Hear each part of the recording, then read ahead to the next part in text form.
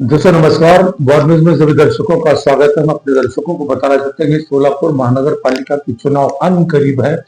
सभी राजनीतिक दलों ने और प्रत्याशियों की खोजबीन शुरू की है, मुलाकातें शुरू की है और उन्होंने अपने चुनाव लड़ने की इच्छा भी जाहिर की है। लेकिन सोलापुर महानगर पालिका में पहली बार हो रहा है।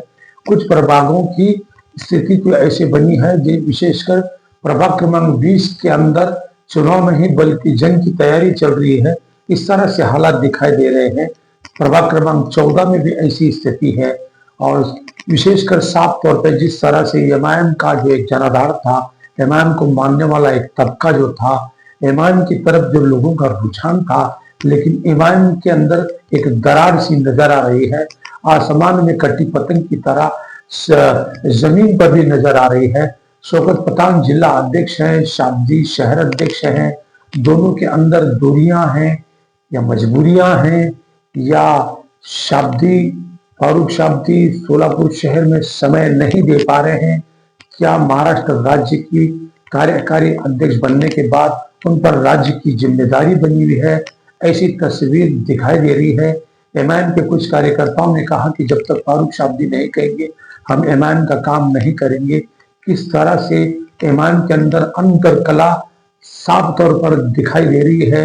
एक तरफ शौकत पठान चुनाव लड़ने वालों के फॉर्म भरना आरंभ करे हैं, दूसरी ओर फारूक शाब्दी अभी तक मौन है। अभी तक उनकी कोई एक्टिविटी सोलापुर शहर में नहीं दिखाई दे रही है।